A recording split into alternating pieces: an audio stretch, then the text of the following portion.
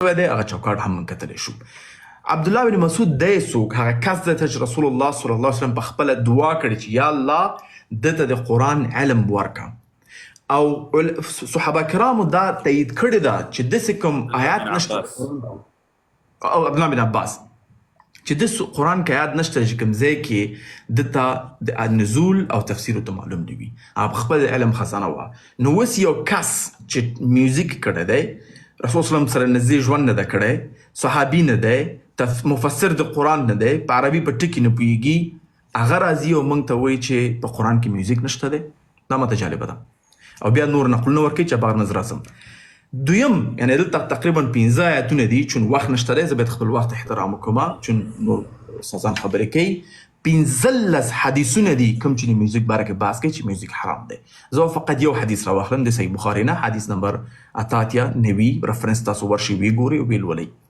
هغه حدیث زمونږ ستاسو باره کې بحث کوي، د دغه حالت باره کې بحث کوي چې زما د امت نه به خلک راپاسېږي او دغه شیان چې حرام دي دوی به حلالوي. اول څه شی دی؟ اول شراب دی. شرابو ته وبخي اول چې دی زنا ده. زنا ته به یو نوم ورکوي او حلالوي به.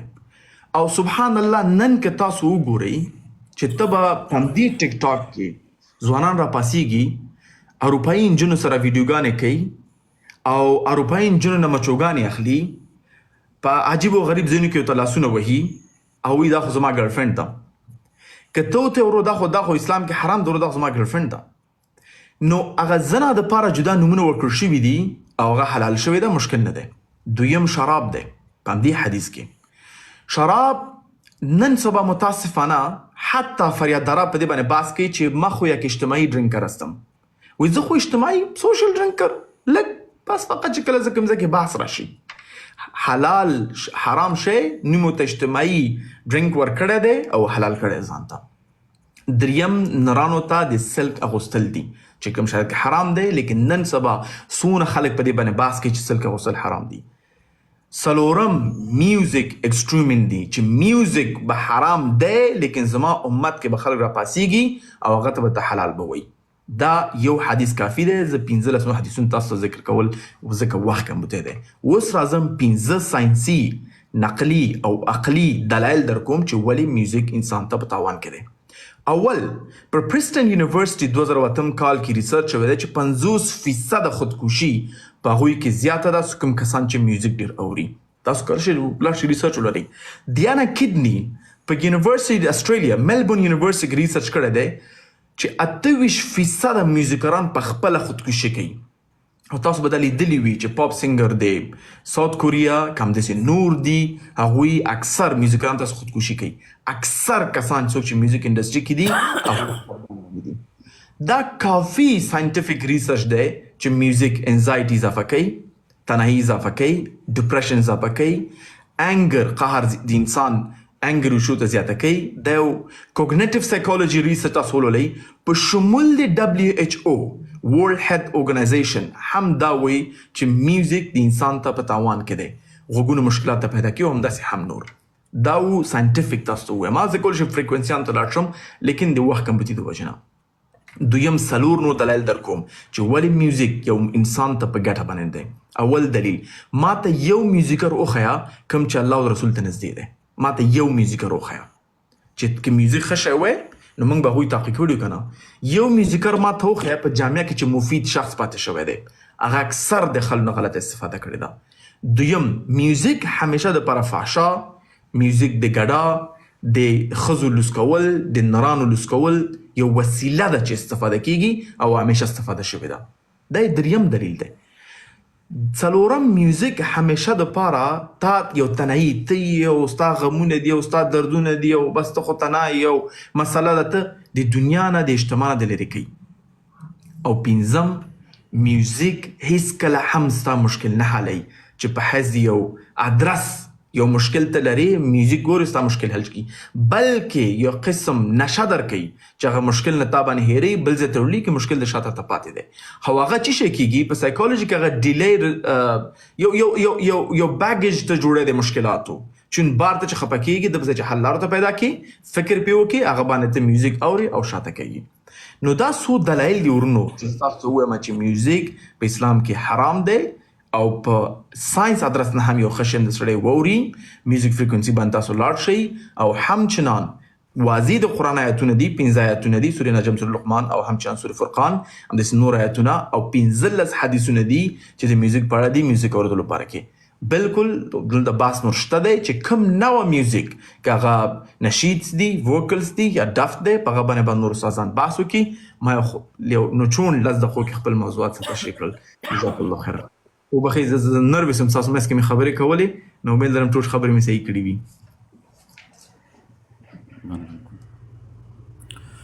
جناب حسام صاحب تاسو خبرې وکړئ او که زه وکړم مهرباني تاسې وکړئ. ډېر زیاته مننه کوم جناب نوروز صاحب الله دې خیر و برکت درکړي. یو د دې میوزیک په باره کې چونکې دا داسې یو شیز دی چې دا عوامو خلکو ته خوند ورکوي او میوزیک خلکو ته خوند ورکوي په دې خاطر چې کله د دوی د خوند کمولو یا د دوی د خوند په منځ کې د حایل کېدلو وخت راشي نو دا بیا خلکو ته قهر ورولي. نو په دې خاطر باندې په شریعت کې هغه ګناهونه چې هغه داسې چې هغه د انسانانو د خواهشاتو د لذتونو سره تړلي وي نو هغه په خلکو باندې منع کول چې یو داسې قوم چې هغه په دې خواهشاتو کې راګیر وي یا دا ورته عادي شوی وي عادي ورته ښکاره کېږي نو دا عموما لږ سخت کار وي د خلکو دپاره د دې خبرې منل یا په دې خبره باندې د خلکو قانع کېدل. خو دا یو حقیقت دی میوزیک څه شی دی یا تر کومه حده پورې په شریعت کې جایز دی نه دی جایز په قرآن کریم کې قوانین او اصول چې شی دي د یو څیز د حرمت یو چا دا خبره کړې وه چې په قرآن کې دا نه دي راغلي چې میوزیک څنګه حرام دی د حرام ټکی ورته نه دی راغلی یا یو داسې مختلفو ځایونو کې خلکو ورته حیلې لټولې دي. په دې باندې به یو څه خبرې وکړو. تر ټولو اول یو اواز دی صوت دی د انسان خپل صوت یا اواز دی یو د انسټرومنټس یا د آلاتو اواز دی د انسانانو چې کوم خپل اوازونه دي په دې کې تقریبا 2-3 اوازونه داسې دي چې هغې نه ممانعت راغلی دی په شریعت کې چې هغه ناخوښه او ناوړه اوازونه دي او نور په عمومي ډول باندې د انسانانو اوازونو کې څه باک نشته دی. لکه مثال له خبرې قرآن کریم کې الله تعالی فرمایي کنه ان انکر الاصوات لصوت الحمیر د خرونو اوازونه دا د خر اواز چې دی دا بد ګڼلی شوی دی دا یو ټولو کې مردود او داسې یو ناوړه اواز دی. یا مثال له خبرې یا ایها الذین آمنوا لا ترفعوا اصواتکم فوق صوت النبی نو هغه اواز چې هغه د نبی د اواز د پاسه نو هغه په شریعت کې ناوړه اواز بللی شوی دی. یا مثال له خبرې د شیطان اواز ناوړه اواز بللی شوی دی. نور د دې نه علاوه انسانان مونږ او تاسې چې کوم اواز خپل نچرل اواز لرو په شریعت کې د دې اواز راویستل ترنم کول په دې باندې مثال له خبرې یو څه ویل دا په شریعت کې جواز لري. بیا د دې ترنم او د دې اوازونو یو خپل یو سیستم معلوم دی.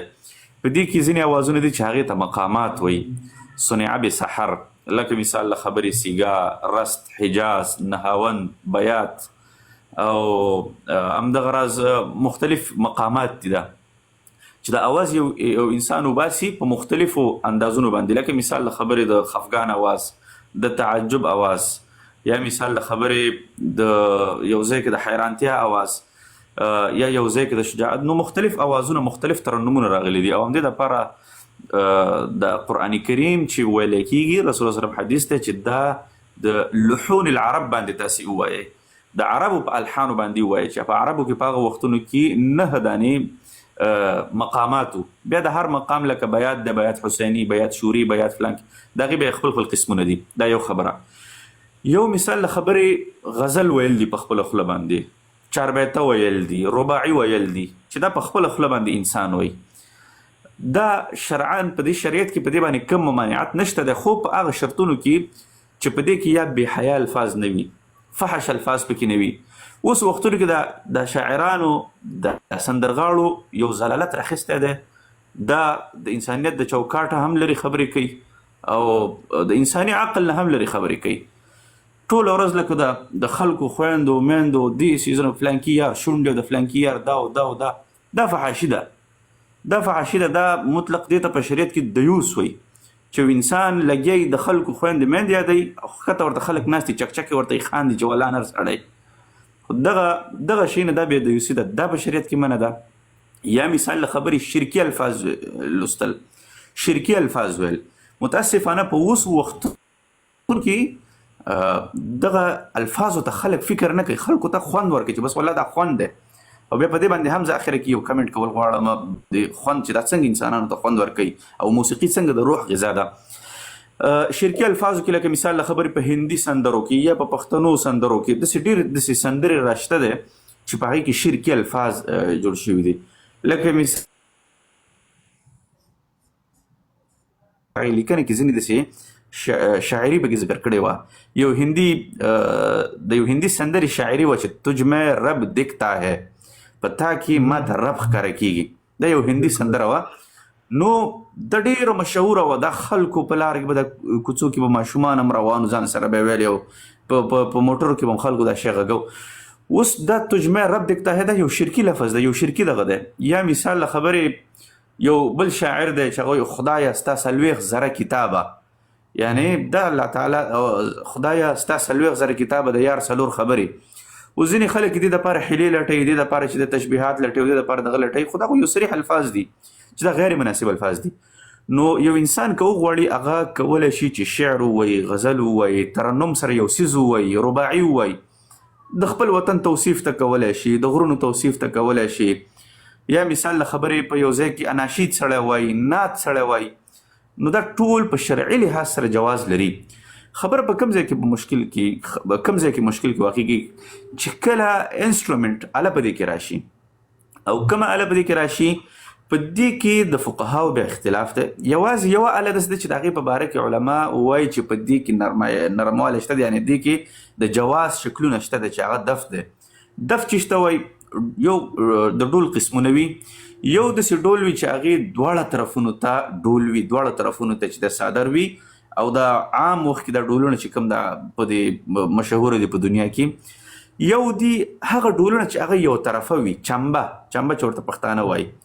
نو د دې چمبې یو څه جواز راغلی دی. لکه رسول الله صلی الله علیه وسلم د اختر په ورځ باندې یو 2 ماشومان یې وکتلې چې هغوی دا چمبه وهله. نو رسول الله صلی الله علیه وسلم هغوی منع نه کړلې. یا د طلع البدر علینا دغه په وخت کې چې د ماشومانو چې دغه اناشید ویلې، دغه ترانې ویلې او بیا دې سره د چمبه غږوله، نو دا شرعا څه ممانعت زیاتره فقها وجه نه لري. او البته د دې نه علاوه چې بیا د سرنۍ دي، د باجې دي، ډمتوبونه دي، رباب دی، شپېلۍ دي، دغه ټول څیزونه په شریعت کې منع راغلي دي.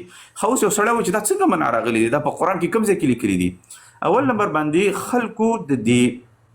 د خلکو په نظریو کې یو لوی توپیر هغه دا راغلی دی د ځینو خلکو په نظریو کې چې دوی د حلت او د حرمت هغه ټکي یوازې په قرآن کې ګوري، نور دوی احادیثو کې یا احادیثو ته چې په دې باره کې بیخي رجوع نه کوي، یا احادیث د دوی په دې باره کې کوم حیثیت نه ورکوي. او دا د غټه مغالطه ده د منکرین حدیثو له خوا نه چې دوی وایي چې نه ته اوس ماته په قرآن کریم کې ټکي وښایه. اوس راځو قرآن کریم طرف ته. په قرآن کې خبره کوو، قرآن کریم کې کله یو څیز حرامېږي یا کله یو څیز دپاره، آیا مطلق د یو څیز دپاره د حراموالي ټکی راشي نو هغه حرام وي؟ او که نه ځینې وخت کې د یو څیز دپاره د حرمت ټکی راشي او هغه حرام نه وي، بلکې هغه لغوي لحاظ سره هغې ته د حرمت ټکی ویلی شوي.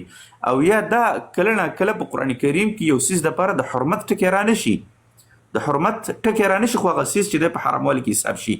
نو راځه په دې باندې جدا جدا خبرې وکړو. لکه مثال له خبرې، اوس په قرآن کریم کې الله تعالی حرمت علیکم امهاتکم وبناتکم، حرمت ټکی راغلی دی، دا د حرمت دپاره استعمالیږي.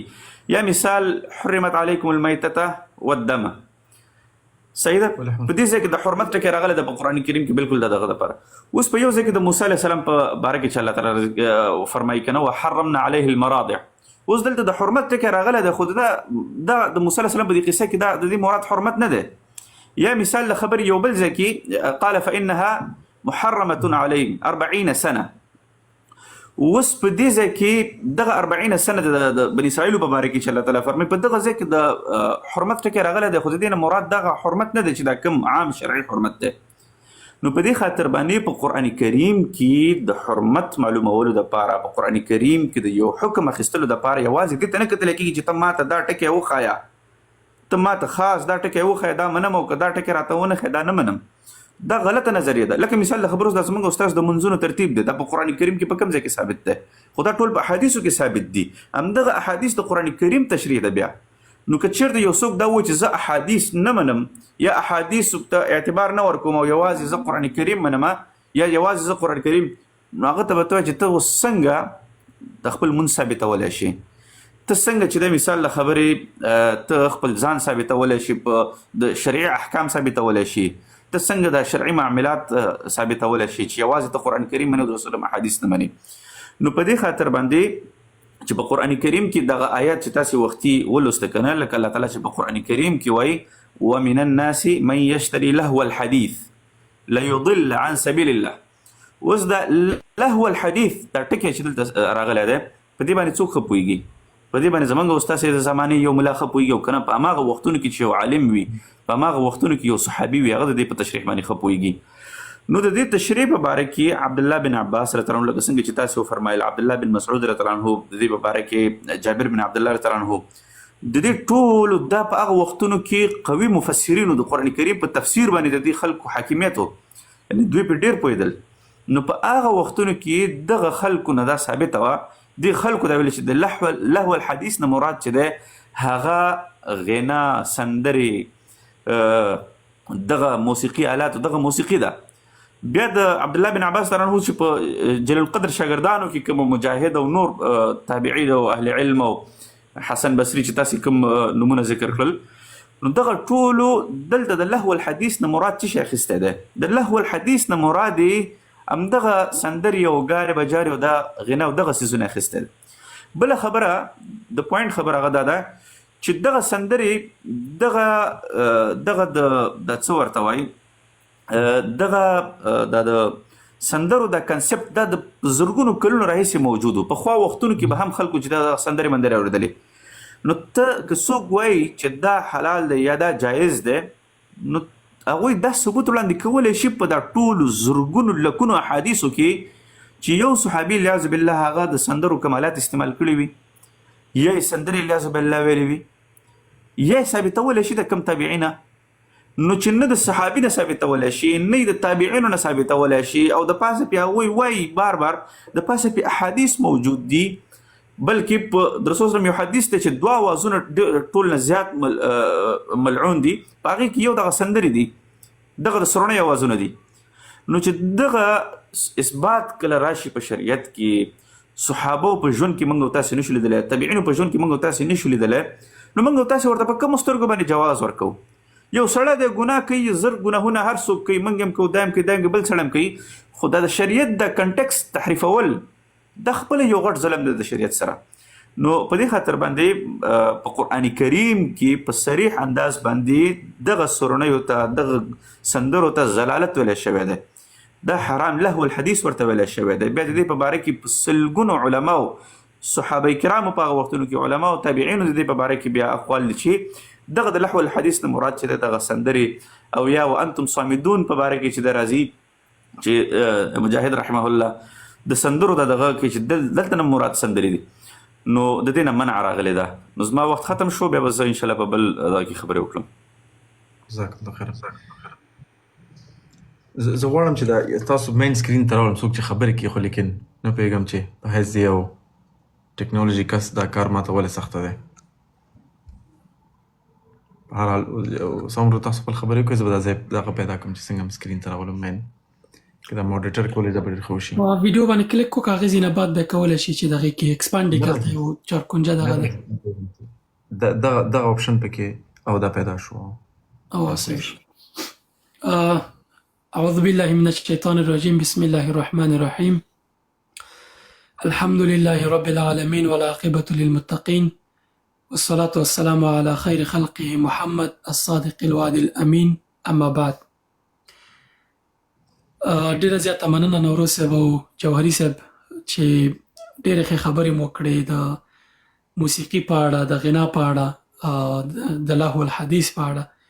تاسې د قرآن کریم آیاتونو او ټولو احادیثو ته اشاره وکړه، الله پاک دې تاسو ته اجر درکړي. موزیک او موسیقي لکه څنګه چې تاسو یادونه وکړه، د علماو ځینو علماو خصوصا معاصر علماو ځینو نورو په زه به د اختلافي اړخ هم بیان کړم تر څو خلک ونه وایي چې تاسې یوازې په یوه اړخ باندې خبرې وکړې، سره له دې چې مثلا جمهور فقها چې هغې کې حنفي، مالکي، شوافع، حنابله دغه ټول مذهبونه د موسیقي په قطعي حرمت باندې حکم کوي. دوی وایي چې موسیقي قطعا حرامه ده. دوی پکې تفکیک او تفاوت نه کوي. ټوله موسیقي هغه چې د انسانانو د بېلارې کېدو یا د انسانانو د وخت ضایع کېدو یا نورو لامل کېږي، موسیقي دوی حرامه بولي. څو علما شته، معاصر علما چې دوی په اباحت باندې حکم کوي، چې دا بیا زه وایم چې دوی څنګه مثلا دغه علماو په دلایلو باندې رد کوي او بیا هغه نور علما د دوی په اړه څه دلایل لري. په دوی کې ځینې علما دي چې د تصوف علما دي، مثلا ابي حامد الغزالي او ابو بکر العربي. دا دوه علما دي چې دوی په اباحت باندې د موسیقي دغه کوي، حکم ورکوي. او ابن الحزم الظاهري هغه وایي چې ما 21 احادیث راټول کړل، 21 احادیثو باندې ټولو باندې د ضعف حکم کړی دی، او بیا قسم کوي وایي که چېرته دا یو حدیث هم پکې ثابت وی ما په هغې باندې عمل کوي یا صحیح وی. حتی د صحیح بخاري په حدیث باندې مغه معلق بللی دغې کړی. خو دا محدود علما دي چې د موسیقي په اړه دوی حکم کړی دی. اوس دغه ځینې خلک چې دغه راخلي د اړخ د موسیقي دغه اختلاف ته بیا یې دغه کوي، دوی د همدغه علماو دلایل راخلي چې امام غزالي یا مثلا نور علماو دوی دغه کړی. په داسې حال کې چې مقابل لور کې جمهور علما دي، مثلا د لهو الحدیث د قرآن کریم د آیات چې تاسې یاد کو، ومن الناس من یشتری لهو الحدیث لیضل عن سبیل الله بغیر علم. د دې په اړه علما بېلابېل تفسیرونه لري. ابن مسعود او ابن عباس رضی الله عنهم دا تاسې یاد کړل. ځینې نور علما دا بولي چې د شرک په اړه دی. ځینې نور علما بیا دا بولي چې د هر هغه خبرې لکه نوروز صاحب چې یاد کړه، تاسې یاد کړه، هر هغه خبره چې هغه لهوی. ګورې قرآن کریم بل آیات کې راځي چې انما الحیات الدنیا لعب ولهو. لعب داسې یو شي ته وایي لکه لوبه، ته یو کار کې لکه فوټبال، لکه یو بل شی، کله چې دا کار ته ترسره کړې ګټه درته کوي. ګټه څه ده چې ته کله ورزش وکړې، مثلا ستا بدن ته ګټه کوي، ستا فکر ورسره ښه کېږي، ستا نور دغه کېږي. اما لهو هغه شی دی چې بېهوده، بې ګټې. په دې کې که دا موږ تنه موسیقي پورې محدود کړو، ځینې نور شیونه ترې پاتې کېږي. په دې کې مثلا د دې تر څنګ چې موسیقي پکې ابن عباس او ابن مسعود رضی الله عنهم شامله کړې ده، او ابن مسعود قسم کوي وایي چې دا د موسیقي په اړه دی، یا د معازف یا ټول شیونه په موسیقي کې راځي. مثلا دا هر شی چې دوی دغه کوي پکې موسیقي آلات او موسیقي هغه داسې شعر ویل یا داسې څه ویل چې هغه د انسان فکر او ذهن یوې بلې خواته بیایي، په ذهن کې یو فحشا ترسیموي، دا ټول پکې راځي. ځینې نور صحابه او ځینې نور د قرآن مفسرین دوی دغه لهو الحدیث کې ټول هغه څه راولي چې انسان د الله پاک له یاد نه، د الله پاک له ذکر نه، د الله پاک له عبادت نه مشغوله کوي په یو بل څه باندې. فکر یې بیایي، ذهن یې بیایي، په یو بل څه کې مصروفه کوي. اوس هر سړی د ځان نه دا پوښتنه وکړي، زه چې کله موسیقي اورم، دا د هغې پرېږده، اختلاف یې پرېږده، هر څه یې پرېږده، آیا دغه موسیقي ما د الله له یاد نه غافله کوي که نه مې غافله کوي؟ زما وخت ضایع کوي که نه ضایع کوي؟ زما په زړه کې د دین سره هغه کوم مینه چې لرم، هغه عبادت نه چې کوم خوند اخلم، دا پیکه کوي که نه پیکه کوي؟ آیا دغه موسیقي د دې لامل کېږي چې انسان بوزي ورو ورو د یوه داسې حالت ته چې قرآن کریم ویلي چې ولا تقربوا الزنا، داسې نه دی ویلي چې ولا تفعلوا الزنا ولا تزنوا، بلکې ویلي دي چې ولا تقربو. هر هغه وسیله، هر هغه څه، هر هغه کلمات یا هر هغه شعر چې انسان ذهن تحریکوي د یوې فحشا طرف ته یا د یوه داسې بېهوده کار طرف ته چې د الله له ذکر نه، د الله له یاد نه انسان غافله کوي، بلې خواته بیایي، هغه اصلي عمل چې هغه زنا د هغه فحشا د لواطت د هر شی چې دی هغه چې کله حرام دی دا لږ حرام دی. دغه ځکه علما دا کوي. بل په دې کې قوي دلایل د علماو دا دي، معاصر علما په دې کې بېلابېل دغه کوي. قول الفصل علما دې کې وایي چې هغه منځلارې خبره په دې کې دا کوي، وایي چې موسیقي باید جدا شي. څنګه جدا شي؟ آلات د موسیقي دوی جدا کوي. مثلا دف یا دف چې جوهري صاحب یاد کو، دا حرمت باندې علما قایل نه دي. ډېری علما وایي چې دا حرامه نه ده، ځکه بیبي عایشې ته یو دغه پیښه دغه د نسبت ورکړل شوی دی. حدیث کې راځي چې بیبي عایشې یو ځل له نورو دغه سره ناسته وه، خپلو هغه ملګرو سره څوک چې راغلي وو او دغه وهل کېده، دغه چمبه یا هر څه چې ویل کېده. کله چې ابوبکر صدیق راننوتو کور ته او ویل چې مزمار الشیطان فی بیت رسول الله، آیا د شیطان هغه مزمار یا زمزمې یا هغه څه چې دغه کېږي د رسول الله په کور کې، پیغمبر صلی الله علیه وسلم ورته وویل، پیغمبر صلی الله علیه وسلم منع کړو د دې نه چې یعنې پرېږده چې هغه خپل ساتیري یا لوبې دغه کوي. په دې کې به علما په دې حدیث کې ځینې تاویلات لري. هغوی وایي چې دا یوازې په غږ باندې سندرې وي، هغه څه ترانې مرانې چې دوی ویلي. ځینې وایي چې کېدای شي دغه پکې یو بل هغه کې راځي چې چمبه ویل کېده. پیغمبر صلی الله علیه وسلم ویل چې دا پرېږدئ چې اختر ورځې دي. همدغه حدیث دغه کې چې دا پرېږدئ، دا د اختر ورځې دي، د خوشحالۍ ورځې دي. بل دغه کې راځي چې کله انجشه په نوم باندې یو صحابي، فکر کوم د حجة الوداع نه بعد چې کله راستنېدل، د په دې خپل غږ باندې ډېره سندرې طرز یا مثلا ترانې ویلې چې د هغه اس دا کاروان ډېر په چټکۍ باندې روان شي. پیغمبر صلی الله علیه وسلم ورباندې غږ وکړ چې یا انجشه رفقا بالقواریر، هودي ورته وایي که نه؟ ورته وایي دې ته یعنې ورته وویل چې دغه داسې په یو ډول یې ورته وویل چې ګزاره کوه، ځکه چې په دغه اوښانو باندې په نورو باندې مېرمنې هم ناستې وي، ځکه چې دغه اوښ ډېر تیز شي، ځکه دغه سندرې او دغه چې دی ویلې او په ډېر خوږ غږ او ترنم او دغه باندې دا چې کله ویلې دا دغه چې و د اوښان چې و یا دغه هر حیوانات باندې چې دوی سپارو دا ډېر چټک کېدل. نو هماغه و چې پیغمبر صلی الله علیه وسلم پرې غږ وکړو چې یعنې دا ډېر مه مسته وه، ځکه چې مېرمنې ناستې دي او کله چې دغه سرعت ډېرګي فضابېږي، رفقا بالقوارین، په دوی باندې پام کوه، ګزاره کوه.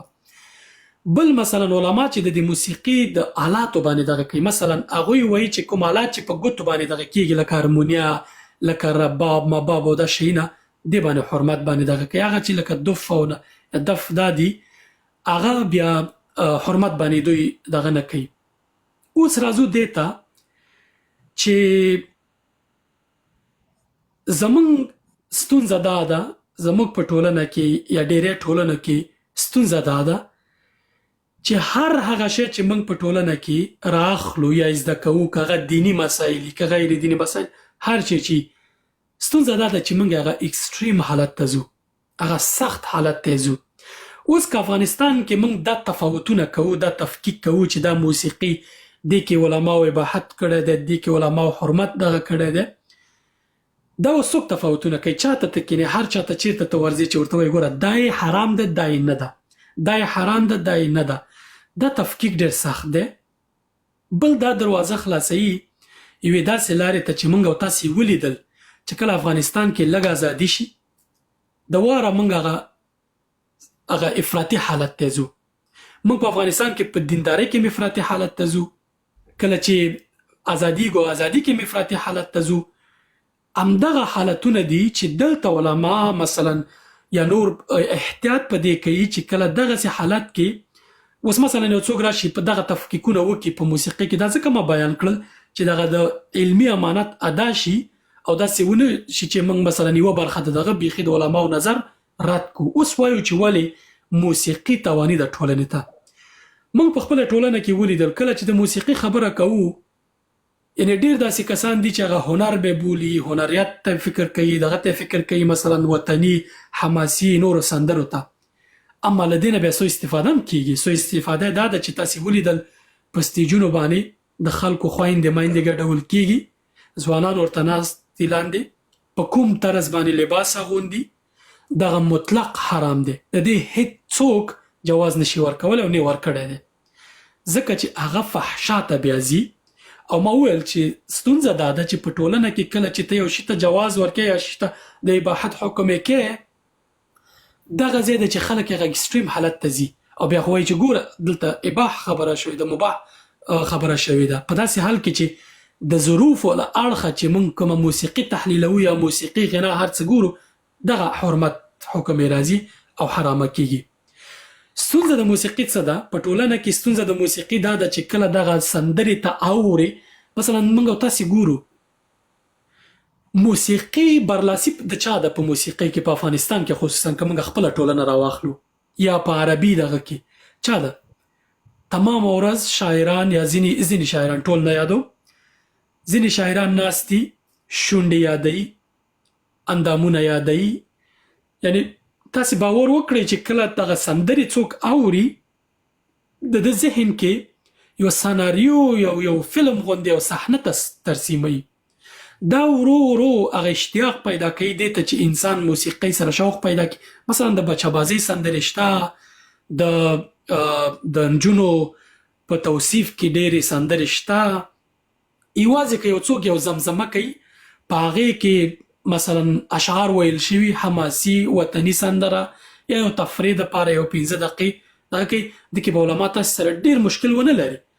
اما که تاسې په سندرو کې داسې حالت ته ځئ چې هلکان یادوئ او شین اسمان زرې زرې او فلانه او دا او هغه، بیا نو دغه حرمت ته ځي او موسیقي دغه کېږي.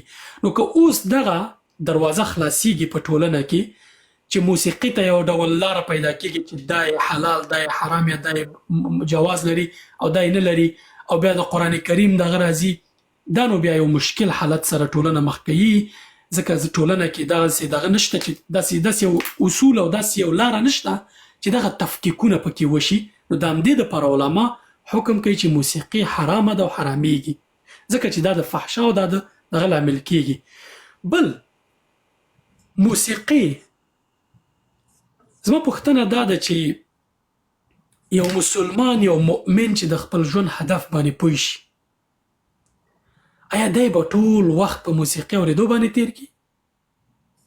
ولې موسیقي اورو؟ دا یوه پوښتنه ده چې هر سړی باید له ځانه وکړي. موسیقي ولې اورو؟ کیدای شي ځینې کس ووایي چې یو 15 دقیقې تفریح ده، یا مثلا راحتي ورسره ځینې کسان ادعا کوي چې دغه کېږي. ځینې کسان ورته بېلابېل دلایل لري، تفریح، هر څه چکر مکر، هر څه چې دغه کوي. ولې قرآن نه اورو؟ آیا دغه کسان چې موسیقي اوري څومره قرآن اوري؟ آیا دغه موسیقي د دې نه لامل کېږي چې موږ د قرآن نه فاصله واخلو؟ آیا موسیقي د دې نه لامل کېږي؟ زما خپله شخصي تجربه دا ده، او کوم ملګري چې قرآن یې حفظ کړی دی، تاسې دوی باندې موسیقي واوري یا دوی ته وایي چې موسیقي واوري، تاسې وګورئ څومره غټ تفاوت او تاثیر کوي په د دوی په حافظه باندې، د دوی په زړه کې چې کوم کلام دی، کوم سپېڅلی کلام دی. بل تاسې اوسنی حالت د موسیقي وګورئ، مکمل ډول باندې بدل دی. یعنی تاسې دغه افغانستان کې سندرغاړي وګورئ، پخوا وخت کې د تېرو وختونو کې موږ ولیدل چې غربي موسیقي تقلیدي په افغانستان کې تطبیقوي. د هغوی لباس، د هغوی طرز، د هغوی د موسیقي آلات، دا هر څه.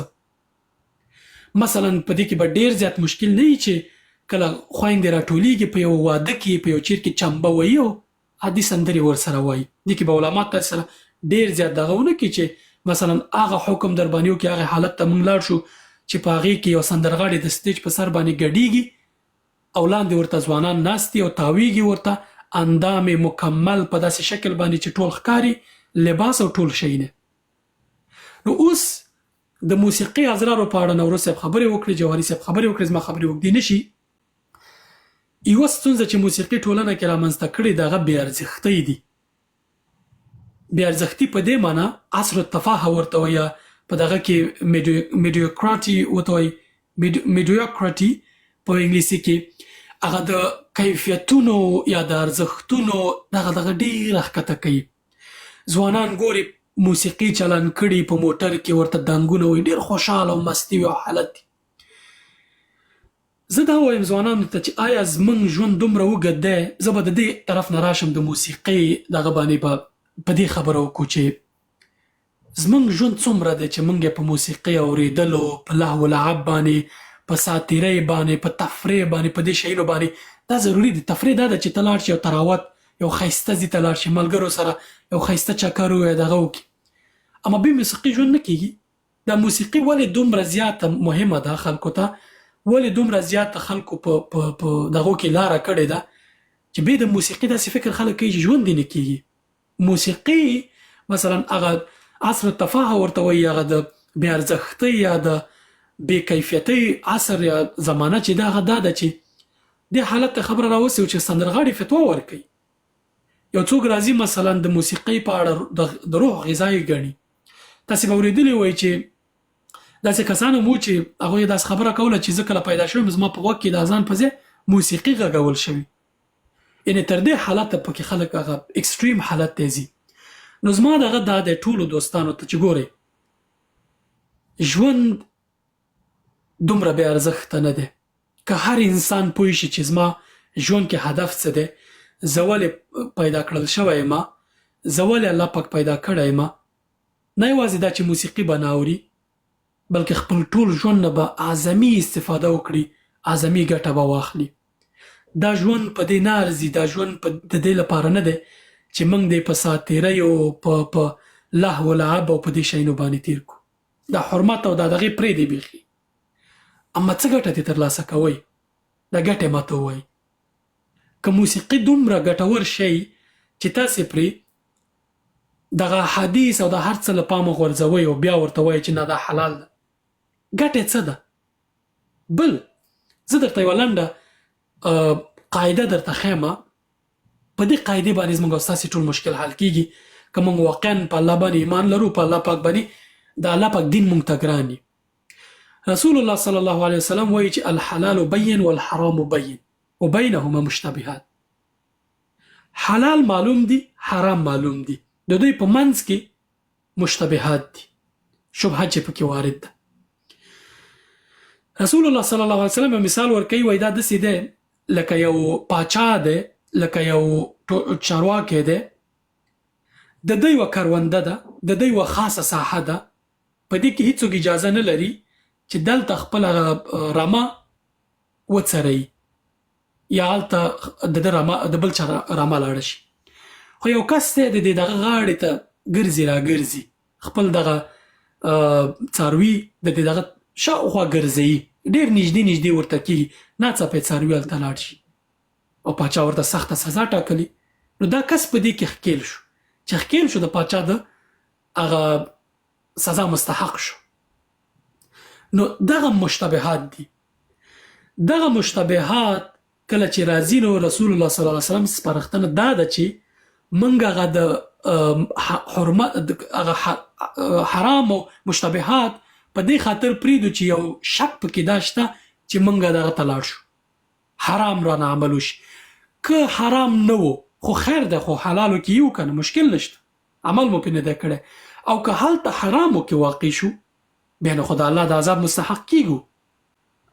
نو زما وړاندیز دا دی ټولو دوستانو ته چې هر هغه څه کې چې شبهه واردېږي، مثلا حرمت جمهور فقهاو واضح کړی، قرآن کریم آیاتونو د ابن مسعود او ابن عباس رضی الله عنهم غوندې مفسرین د قرآن چې دوی د قرآن واقعي مفسرینو، پیغمبر صلی الله علیه وسلم به د ابن مسعود په اړه ویل چې قرآن له ده واورئ. یعنی دغسې صحابه قسم کوي چې دا آیت لهو الحدیث د موسیقي په اړه دی، او زه ورته راځو ورته یا ځینې کسان راځي ورته حلالوالي ته یا اباحت ته دغه پیدا کوي، دلایل پیدا کوي. که موږ په دغه حرمت کې واقع شو او ټول وخت زموږ په دغه تېرېږي، په دې ارزي چې موږ الله ناراضه کړو؟ آیا الله پاک موږ ته څومره ارزښت لري؟ تر ځان تر ټولې کورنۍ تر ټولو فامیله الله پاک او دغه رسول صلی الله علیه وسلم موږ ته لومړي دي. ګورې موږ او تاسې باید یو دغه ولرو، هایرارکي ورته وایي په دغه کې که نه، یو دغه ولرو، یو شیپ غوندې یا دغه د حرم غوندې د مصر د دغه په شان داسې یو دغه قاعده باید خپل ژوند کې ولرو او د دې په سر کې باید الله او د هغه رسول صلی الله علیه وسلم الله پاکي د دې نه لاندې هر څه باید موږ د دې لاندې که موږ خواهشات لرو که موږ هر څه لرو باید د دغو لاندې کو. تر هر څه لومړی باید الله پاک او دغه رضا وي. لاندې بیا نور زما خواهشات دي که موسیقۍ ته مې شوق راځي ده ته ځان سره دا وایه چې دا د الله دپاره زه پرېږدم. ولې تلاوت نه اوري؟ قرآن دې زده دی، قرآن دې نه دی زده، تلاوت نه اوري، وخت دې ټول په دې تېرېږي. دغه موسیقي به ستا کوم درد دوا کړي؟ ما ته ووایي چې دا موسیقي